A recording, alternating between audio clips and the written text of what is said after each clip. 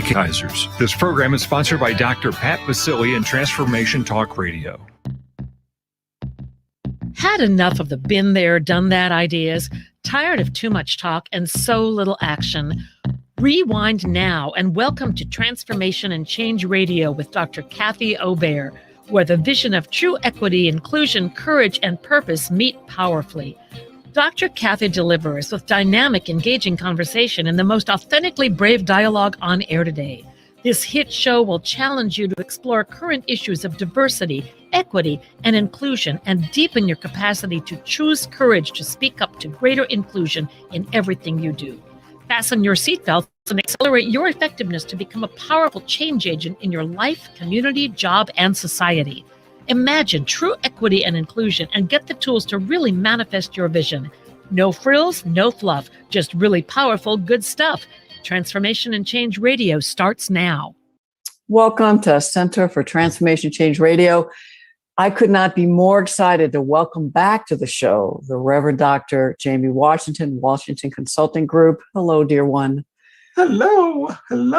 So glad to be here. Oh, so glad to be here. End of 2021. Couldn't think of any better way to end without you and reflecting back.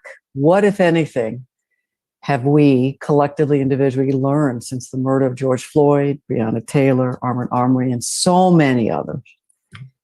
The resurgence of some redemand for racial reckoning and final racial justice half ago. And where are we now? And so thank you so much for joining us. Absolutely. Grateful to be here and to just kind of take a deep breath together as we close out 2021, right? And that feels particularly important right now as we honor the life and the legacy of Bell Hooks and invite her energy and spirit of love and light into the room. Who now joins us in the ancestral space and shoulders that we stand on, and has made a difference for so many of us who are in the work and will continue the legacy. Yeah. Talking of legacy, over 35 plus years, you've been working in higher ed, church organizations, consulting and training. Full-time now, 20 plus years, am I right? Mm-hmm. And I was trying to remember when we first started working together, and I think it was the early to mid 80s at some of those national conference, American College Personnel Association, ACPA. And then we've been consulting and training together on and off over 30 years, because I remember early 91. Yes. And I'm just so grateful for you as a friend, colleague, mentor, leader, your patience and grace to help me learn and grow over these decades, because I would not be the person I am today without you in my life. And we co-created the Social Justice Training Institute. We started talking probably mid-90s, but 97 for sure, 98. We did our first one with Vernon Wall and Mark Cullen. And I know that experience of SJTI, where we're still active and in leadership, has shaped so much of who I am in this world that I am helping to co-create. So from the deepest part of my heart, my friend, love you dearly. Absolutely. Yeah, that goes back double. I'm just reminded of, how quickly 30 years can go, right? It feels like a blink and it's a flash, and here we are, some 30 some odd plus years later, kind of in the work together. So I'm just feeling really grateful for our time, our learning, our journey. And what is, more and more clear to me every day is we're not going to finish it. Right? We're not going to get it all done. And hopefully, and I do trust and believe and feel like this work has mattered, and that I want to believe that we had some small part in helping to move the needle. But I'm very convinced, even now more than ever, that the work will continue. And what I see as a part of my commitment over this next 4 to 5, before I slow way down, drop it into lower gear. I'm not saying I'm going to stop or being a contribution, but have no intention of continuing at the pace and the level. I see part of my responsibility is to help prepare the handoff, to really pass the baton and get ready to pass the baton, and to do that in a way that's honoring of not only the work and the legacy and the journey and the things we've learned, but also the brilliance of those who are coming behind us, who will pick up and, move to the next level, just as we have stood on the shoulders of so many who helped us to be in this space. I'm taking a deep breath, remembering all those who I've learned with, a lot of them, and a lot of much younger people than I am who are my teachers today, which is flipping on its head. I don't know about you as a Black man, but when I grew up as a white woman, I was taught if you just go along and get along, work hard, don't push back, your time will come when you get to be the leader. And, I don't know, 20, whatever, that all flipped. And it may never have been true. It just might have been more whiteness and white supremacy culture propaganda to keep white women particularly in line. But what a different world we live in, where people are leaders from many different places, ages, positions. Why don't we use that to transition into, I had a lot more hope a year and a half ago. I had a lot more hope when folks were in the streets, when most every organization, my guess is similar to you, that called me, asked me to work, they sounded different. There were more white people particularly showing up. And a year and a half after the murder of George Floyd, I'm feeling a very different energy in higher ed, possibly nonprofit. But can you just talk about what's the last year and a half been like for you from your perspective? What have you been realizing and learning?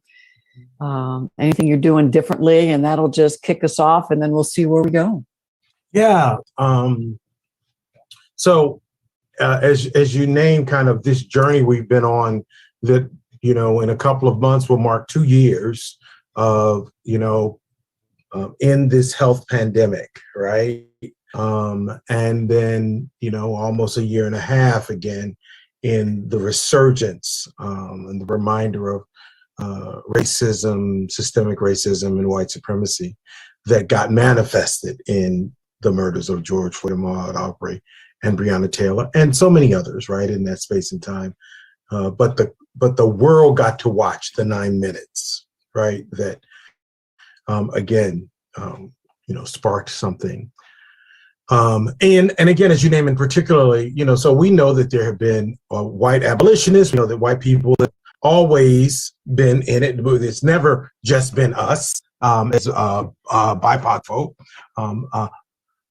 And that last year took that to another level, particularly in our time, right? In our lifetime. And so I too, like you, found myself within organizations, with leadership groups, with boards, trustees, and with all white organizations, not being called to action by members in their group, because there weren't no members in their group, right? But by their own, kind of looking at the landscape and their own hearts and passions to do something. And I think that that part of white culture, part of dominant culture, is to do something, right? That's the answer to. And again, I agree, something needs to be done. But sometimes we move to the doing something before we understand what and why we need to and how that's connected. And so we've not done the work around what's our real motivation. And you do such a beautiful job when we're together in different spaces saying, what's your motivation for social justice? What's your motivation for anti-racism? What's under that for you? What's going to keep you in it when it gets hard? Right? Because it does. Because it's going to get hard. right? And it's gonna take long, and you're not gonna feel like it, and it ain't gonna go like you thought it was supposed to go this nice, easy path. And so this asking of what people's motivation is important. And I don't think that moving to action too quickly often creates the space for us to be grounded in why we are doing this and why this matters. And then the recognition that caring about doesn't mean I have capacity to. Right. It's another T-shirt. That's good. Hey, so you know, so the learning how to create this thing, and sometimes I don't even know. I've not even had the capacity to envision what it might look like. But if I have had, if I do have some idea of, you know, a more anti-racist campus would look like this, and we would look at that. If I do that, how to get from what it would look like to what it looks like now is a whole different thing, right? And my experience, and I appreciate your feeling like I'm not feeling as hopeful, is people are learning or getting more exposure to what it's going to take, right, to get to that, right? And I don't think that folks are without the clear motivation, what's in it for me, why this matters, why they're not invested, they're not willing to invest. What it's going to take, the sitting in the room, going through the difficult conversation with the people who don't get it, or the people who don't agree, or the folks who think they get it more and have no patience for those who don't get it, and building the capacity to create containers and be with people in their process so that we can see ourselves on the other side. So that's what I'm seeing. I'm seeing lots of wanting to do, lots of passion. I'm seeing lots of disappointed BIPOC folk and other minoritized folk, because it seemed like y'all was going to do something. Y'all invested, y'all called, and here we are right back at the same place. And not a whole lot is happening. So I see some disappointment. And in all honesty, I do see some conversations that have at least gotten started. Now that might be where they're stalling out. And I think that's something that some of the stuff that's happening right now is the stalling out and the spinning, right? Lots of assessment, lots of gathering data, lots of wanting to gather data, focus groups, cultural audits, lots of that. And I was actually on a call just today where folks want, now that you've gathered data, now tell us how to do this. No. Our part was to get you the information. So now you, within your content, now we'll help you, right? You know, kind of think through that. But we cannot design your strategy for you, right? So we need to do something, and we want you, just tell us what to do. That's the classic thing. Just tell us what to do. So we can say they told us to do that, and blame you, blame us. you when it doesn't, you know, kind of go easy or smooth. Yeah, that might be, in fact, what you need to do, but having the capacity to do it is a whole nother level of work. And so again, the language, building capacity to do the work, I think, again, for many folks, lands jargony because they don't know what building capacity means. What does building capacity to do this work mean? And I think that what I've gotten clear about, even in the last couple of months, is like, how do I think about capacity, right? And again, it's for me the bandwidth, the skills, the tools to hold, to navigate, to be with, to experiment, and different than competence. There's something about, because we talk about you need to have the competence to do this, and this. And there's something both head and heart about capacity that comes up for me. That's more than just the skills. So there's some will in that. And some other things. Anyway, it's coming up. Resolve, resilience, persistence coming up in me. But as I'm hearing you, James, I'm remembering it took me decades to shift from I'm right, I know better, oh good, you want to work with me, all right, I'm in charge, do what I want, to truly listening deeply in your wisdom, following your leadership, and partnering. And I don't know how to teach that to white folks. I mean, in the process, I can claim it and name it, talk about it, shifting from that deficit model, whites are superior, I'm better. I don't think it takes the decades it took me, and I'm still not done because I can still run into those racist, white supremacist thoughts in a blink. But to truly humility and recognizing the brilliance, wisdom, decades of wisdom, knowledge, capacity that most white leaders don't have compared to the folk of color in their organizations, even if they're 30 years younger. And that's a huge ask for people in their 50s, 60s who are white leaders, needs to be, but to have those shifts. So I don't know if you have any thoughts about what helps. Maybe it's all leaders, but particularly white leaders to shift, to be learners with, follow the wisdom, leadership of particularly younger BIPOC colleagues, clients, students. Yeah, and so kind of what comes up for me is, again, it goes back to motivation. I got to this whole notion that my motive.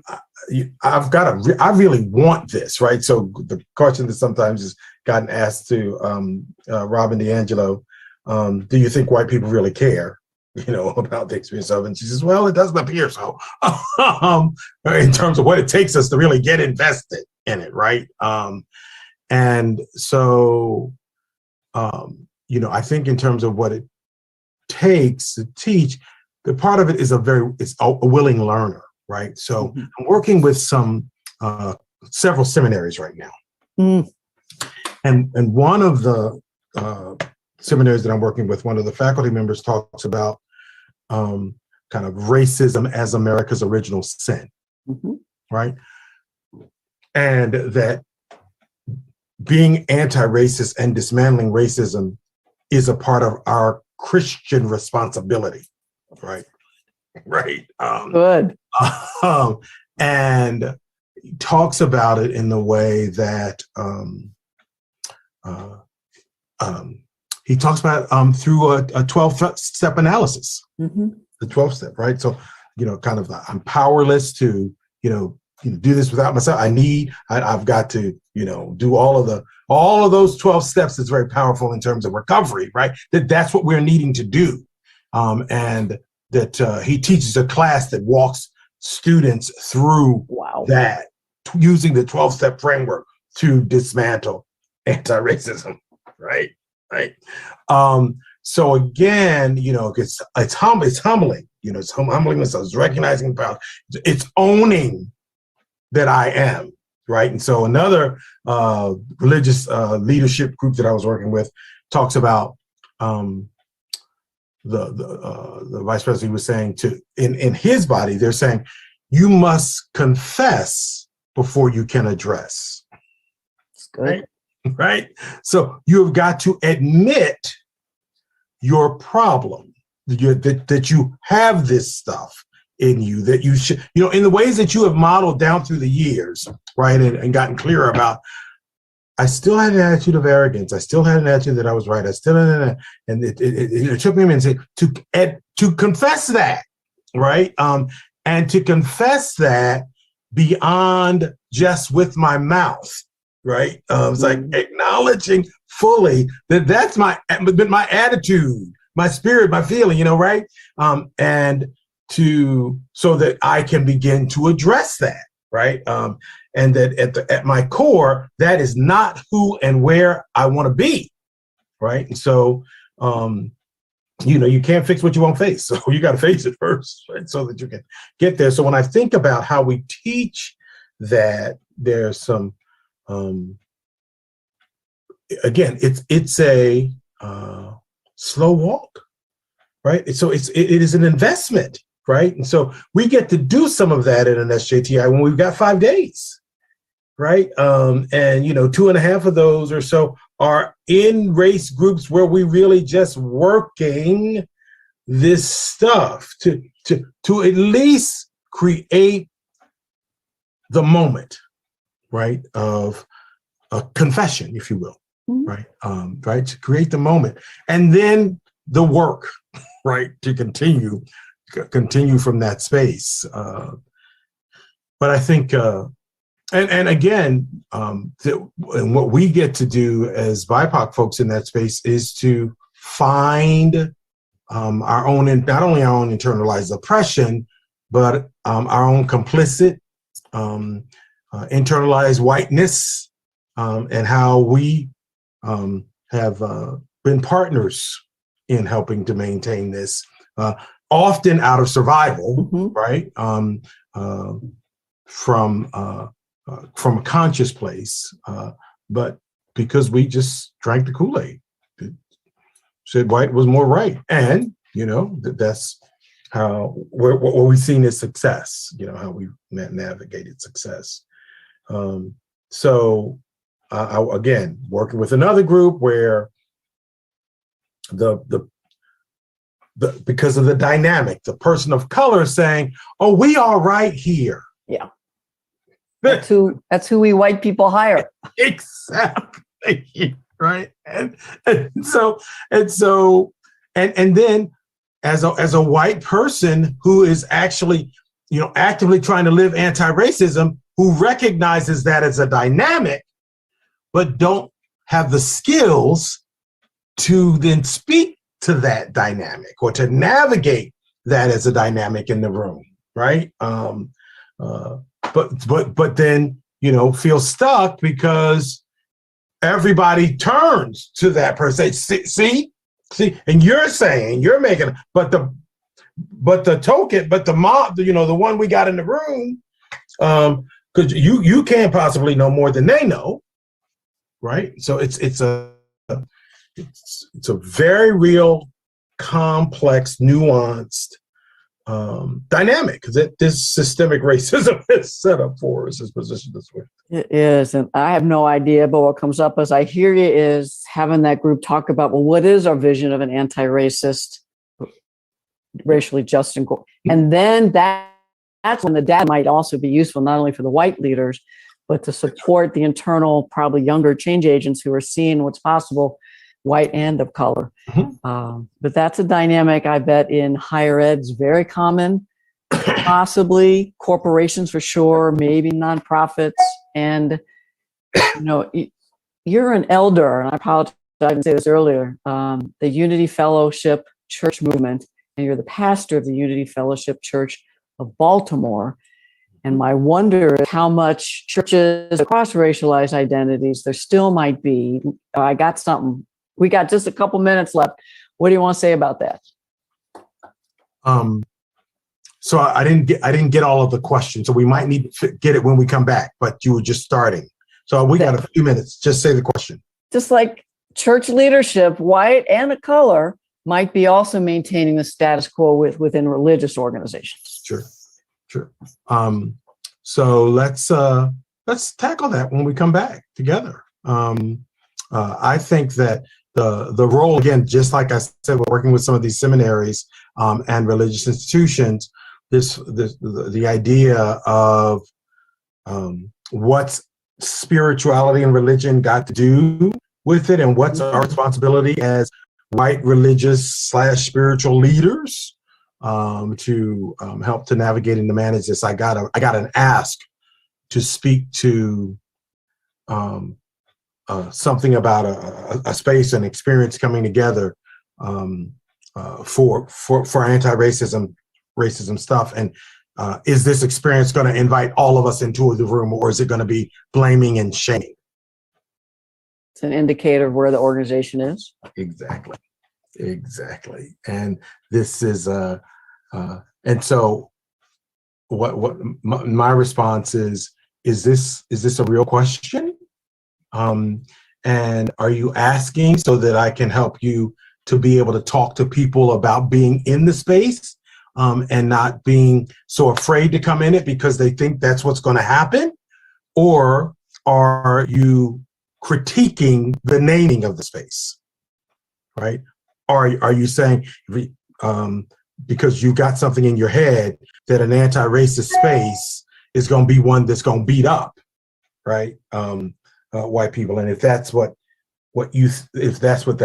what's going on, then not a whole lot of conversation will matter, right? If you're wanting to just justify your position for not showing up or not encouraging your people to go, that's one thing. But if you're really trying to see, is this going to be a space where we can all be in the room, then we get to talk about that. And then we get to talk about that in a way that doesn't say, where certainly I don't need to say, we all going to be comfortable, right?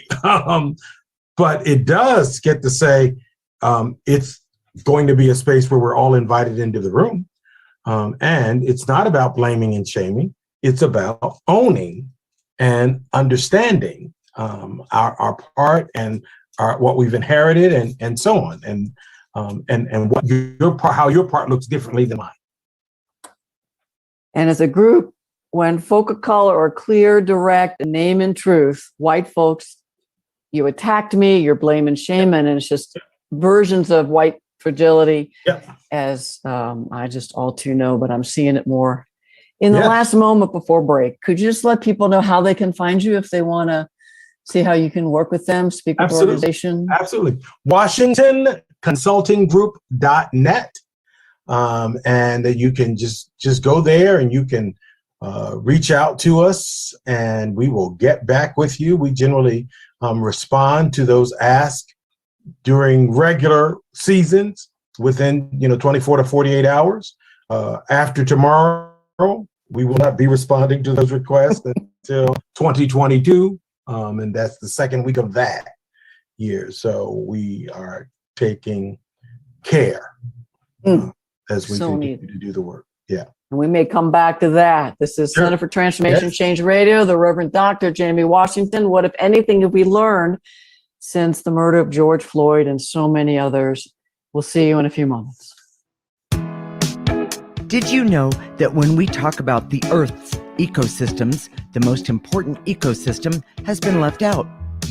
We created the ecosystem approach to recapture human potential. Find us at theecosystemapproach.org. Join us every Monday at 1 p.m. Pacific Time and 4 p.m. Eastern Time for the Ecosystem Approach Show with Jason and Patricia on TransformationTalkRadio.com. TransformationTalkRadio.com. So excited to be back with the Reverend Dr. Jamie Washington of Washington Consulting Group and Unity Fellowship Church of Balmer. I slipped into my Maryland. You did. I saw it. Balmer. A Balmer. I was born Memorial Hospital, That's Balmer. We left off talking about your work with folks in religion. Religious church, theology, whatever that T word is. Seminaries. There it is. It's an S word.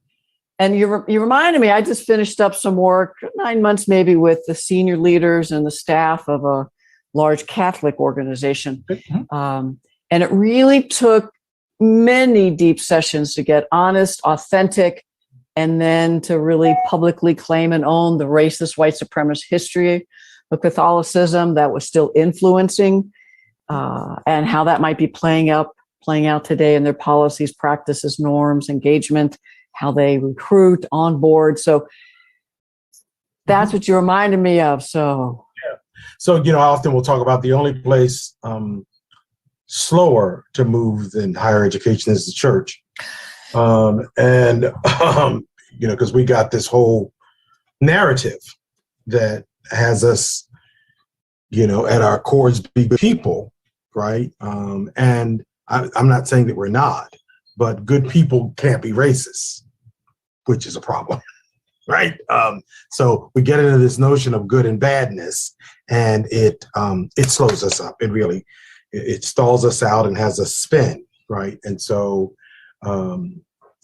this again, the notion of working with religious leaders, and I speak specifically from the space of Christianity, and not saying that there isn't this similar dynamic in other faith traditions, but I speak to the space that I know, and I know the Christian space, and the notion of good and evil, right and wrong, black and white, is a part of Christian hegemony. And so that part of our tension is the either or thinking that's embedded in our theology and the ways that we make meaning in the world. So it's a struggle, right? Because if this, then therefore that can't be, or that must be, and so on. And so working with why I enjoy not only teaching as a part of seminary training and being in the classroom in that way, but also working with seminary leaders is because the role of the church is so important in informing, again, how people think and see and make meaning.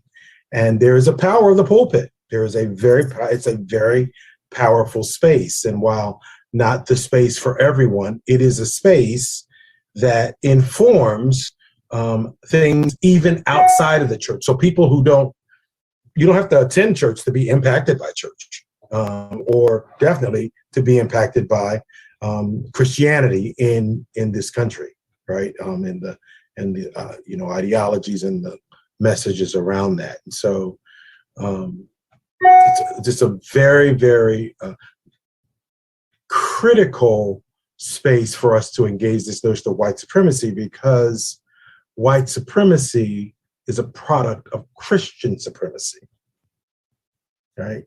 Which is all kinds of messy, right? And if folks, it's like, what came first? Christian supremacy. Christian hegemony came before white supremacy. And, really understanding the role, and I'm not saying Christians made white people supreme, but I'm saying that those things are linked. The ideologies, the mindsets, the good, bad, the right and the wrong, the obey your Matthew, the ways that got understood is very much impacted, through the lens of religion. That was a hard place for me to get to. That was a very hard place for me to get to, because even as I began my work, we know Bobby Harris' work around the cycle of suppression and socialization. And so as I did that whole cycle, and I went through born, early socialization, where we got socialized family, and then and we talk about government, media, education, and religion. I skip religion. Because we talk about the cycle of oppression, and all those other places had a role in oppression, but not religion, right? So you can't mess with my church. Now, don't be talking about the church. And when I began to really have to look at how religion contributed to the cycle, that was a harder space. Because, and again, I know that particularly as we talk about the intersection of race, and for minoritized folks, and particularly Black and brown folks and Asian folks as well, and Native and Indigenous, our religious spaces have often been our sanctuaries, and the spaces that we've gone to navigate, to heal from the bombs that we've gotten to navigate white supremacy and systemic racism that we navigate every day, right? And so we hadn't considered the role that those also played in the construction.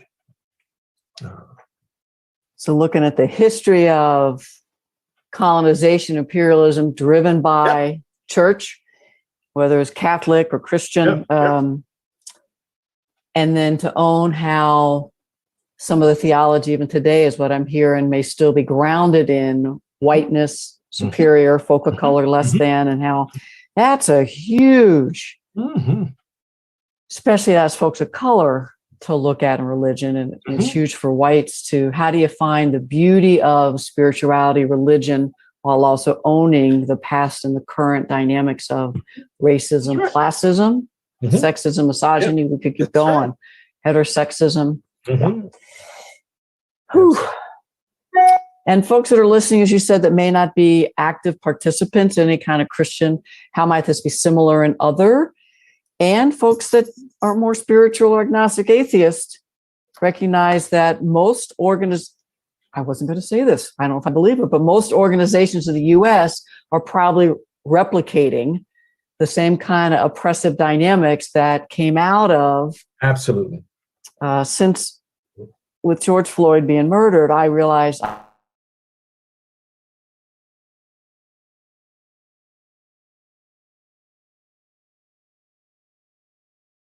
I didn't have an explanation and justify racist attitudes and deficit model. Whites are here, folk of color here to justify greed, racist practices. So you're adding another piece for me around how the church and many religious were part of that. So absolutely. And again, and I feel like I want to say, I don't want this to be heard as a blaming of Christians, right? It is to be heard as a recognition of the system of Christian hegemony and Christian dominance, right? Like, it's not a blaming of individual white people, right? And just like we're not throwing out white people, we're not throwing out Christians. But again, that's a part of the confessing to addressing, right? We must begin to honestly look at the role that these structures and systems and ideologies have played in maintaining status quo.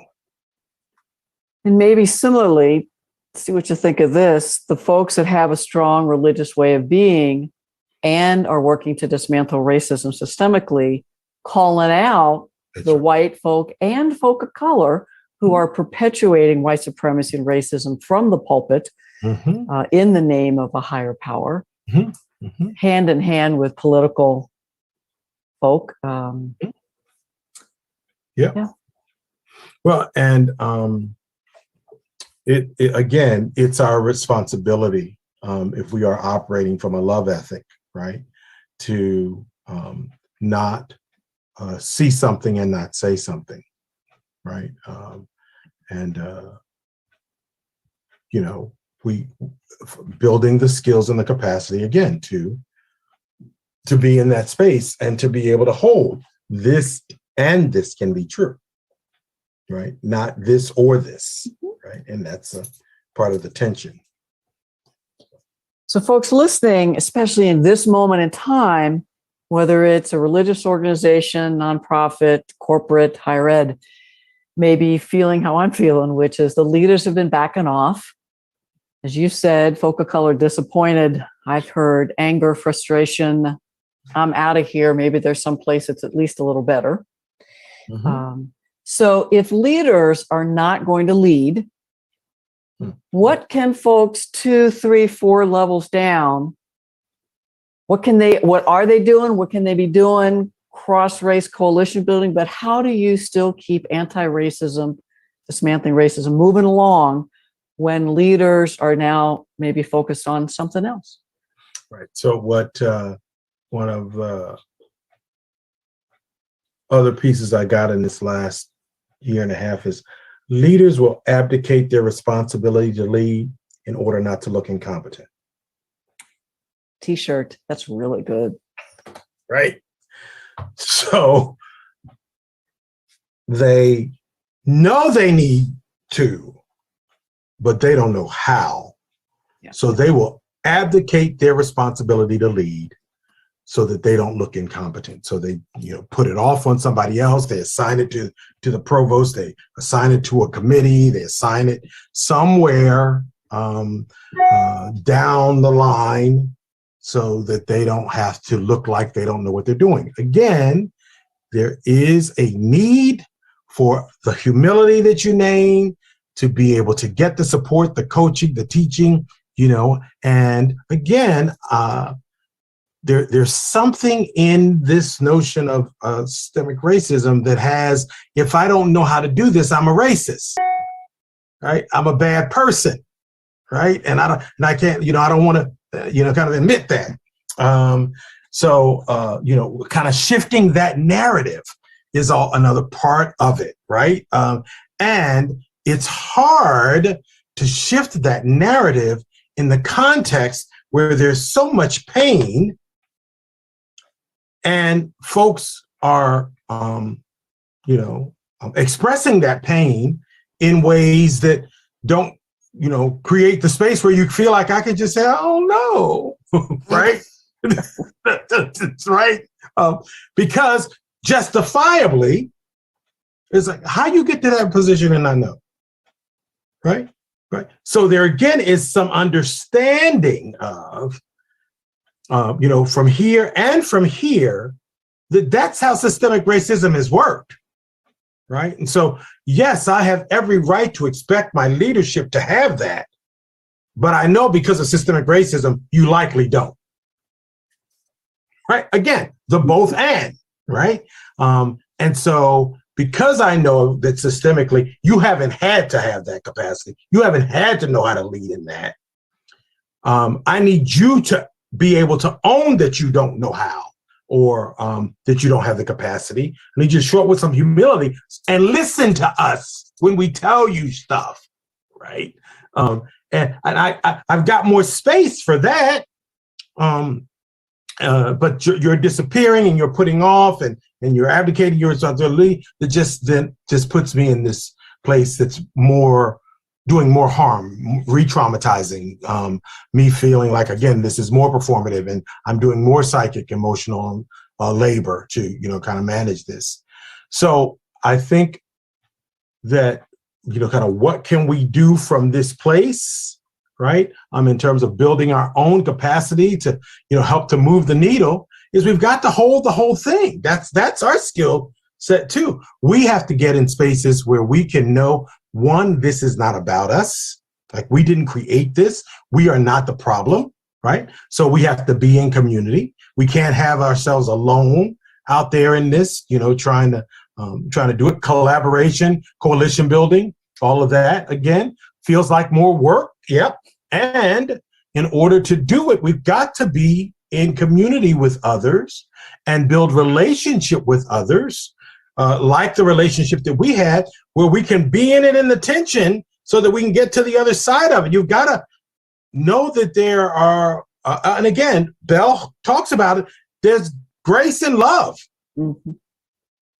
There just is no substitution for it. And I recognize that some folks like, not my part, not doing no grace and love part, right? And again, that's a part of the dynamic. You got to hold that everybody not going to be there, and everybody not going to do that. And as change agents, you have to be able to navigate with that as a truth, right? Because somebody going to have to show up with some grace and some love and some forgiveness and some understanding and some accountability and all of that in order to continue to move the work, or else everybody just ends up dead in the street. Right. I'm fine. I actually am quite fine with the folks who see their purpose and their calling is to stir it up. Mm-hmm. That's what I'm here to do. I'm here to continue to have it be in your face that this is not acceptable. That's mine, right? I'm not in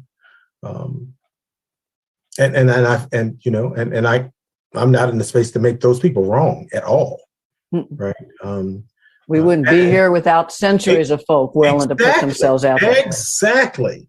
And as we seek to change institutions and transform cultures, there's going to need to be the both and in that.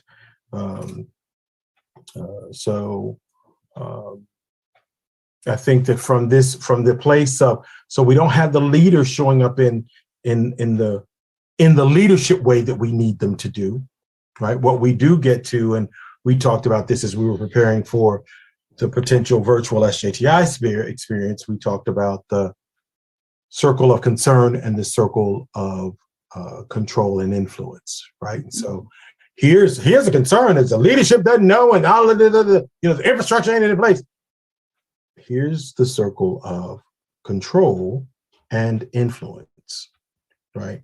So these are the spaces at which I can do something, and what that something looks like is different, depending upon where you are. It's like, I got this department, and I know that I can help to unpack. I work with this group of students, and I know that I get to recommend this, and I get to do that, or whatever. And I also know that I have the ear of this person, right? So I don't have the ear of this one. That ain't listening to it, but I got the ear of this one, who has the ear of this one, and then it can say something in this room, right? So as I talk about the leading up, and the being a model and the showing and so on and so forth. So it's not, I don't live in hopelessness. I live in, I recognize that there are days that feel harder than others. But as I look at us, I look at the work that we've done, I look at people all across the globe, right? That get up every day and are helping folks to see and to name things, that the work is not in vain, right? So I think, Kath, for me, and we know that in the diverse community foundations that we share at SJTI, is this one of the key things is acknowledge, celebrate, and appreciate progress.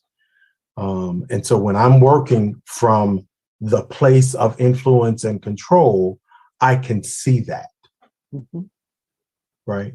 When I'm only working from the place of concern, right, then I can't see what happened this year that did not happen last year. What we got to do this year, the conversation we got to have, the people who were invited, the length of time we stayed in the room, in that discussion, the fact that this did, occur. I don't see it if I only stay in this place. And so I'm not saying just be here, right? Because both of these matter, right? But to simply live here does not honor the labor of folks who get up every day for Black Lives Matter and move through the streets as Black trans folks, as Latinx non-binary folks, who have jobs today and are in college today. And it simply was not the case 15, 20 years ago in the same ways. You dishonor Pose, the impact of Pose and its impact on the country, right? It's just, so for me, there has to be a recognition that, like we can change the whole industry, but Billy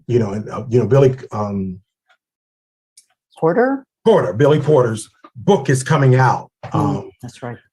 Just about to come out, where he's talking about the journey to Pose, right? Journey to his iconic status today, and to not pretend like, well, we celebrating this guy I got on the day.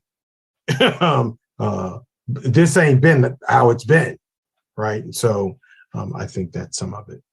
And if it weren't Billy Porter, many places it's still dangerous, life-threatening. That's right. Exactly. And it may still be for Billy to be that. That's right. That's right. Yeah. And as I hear you, I know how many times white folks have done, well, look how far we've come. That's not what we're talking about, that. And using it as excuse resistance to more transformational change. It actually is a healing energy process of, as you said, celebrate, acknowledge, honor those who've been doing decades of work, what's happening now, to get the energy for the next layer of work that needs to be done. Exactly. I'm glad you said that, added that caveat, Kathy, because I am talking about honoring the labor of the people who've been in the fight. That's so I'm not talking about anybody trying to get a badge for, but we elected President Obama. And look at Oprah, and actually you didn't even vote for President Obama. So you didn't elect him, right? So not in the space where we're trying to say, because sometimes how far we've come is, what do you people want? Yeah. Right. Yeah. And you don't deserve any more. You're lucky we gave you that much. What more can we do? Right. That's not fair that we still have to be talking about getting y'all 40 acres and a mule and all this stuff. So, yeah. We just have a few minutes left. We elected a Black president without acknowledging the white supremacist backlash that came with the next election and is still here, increasing in so many ways. So in the last couple moments, because my guess, if folks are listening now or over the break, I think more folks are leaning in the not very hopeful side. And so what would you say to folks that are just needing to re-energize, know they're going to be in the fight, but are feeling pretty hopeless today? So my son and his spouse and I had dinner with Sam and I a few weeks ago. We talked about 2022, what we're looking forward to. And Blair named joy, that I'm simply going to live into joy. And it's very, very powerful. And then invited us all into joy, right? And to talk about how we're not going to allow the circumstance to define our joy, right? And so that's stuck with me since last Sunday evening when we were together.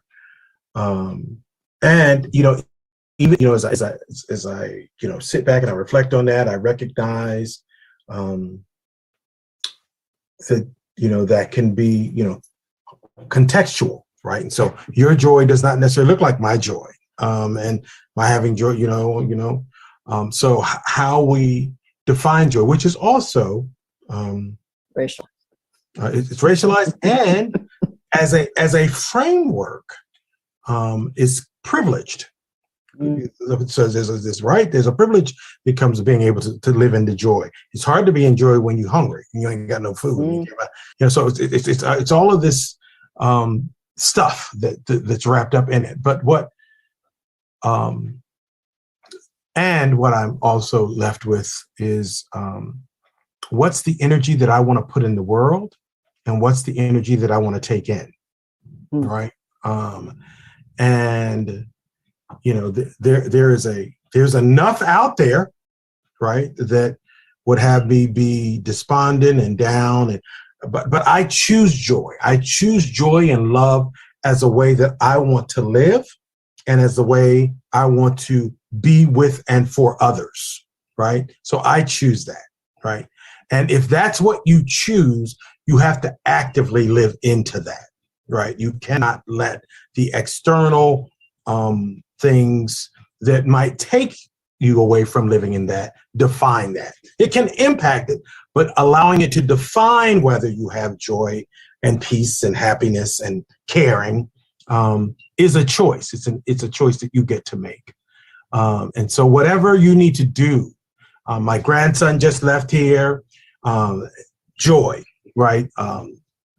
He didn't want to leave. He wanted to play my iPad. And so I said to him, well, we're going to play Trouble when you come back next week, which lifted his spirit, right? I want to live into, want you to live into the joy, not into the disappointment that you got to leave right now. But I appreciate, I get that. So I invite folks into caring for yourself and define it. What's your decision?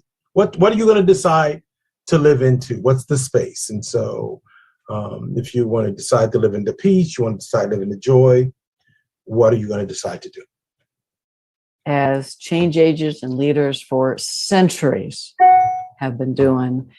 Reverend Dr. Jamie Washington, the Washington Consulting Group, I love you in my soul. Thank you so much for joining us again. I'm Kathy Obear. We're going to start looking at issues of class and classism with Dr. Becky Martinez starting in the next round, and can't wait to invite you back. All of you, deep rest, deep soul searching as you begin this new year. All the best to y'all. You've been listening to Dr. Kathy Obear on Transformation Talk Radio. Thanks for tuning in, and be sure to catch us next time as Kathy inspires listeners to become agents of change, motivate or stay to change the world. Connect life-changing conversations to extend your reach. For more information on Kathy's work, please visit drkathyobear.com. That's drkathyobear.com.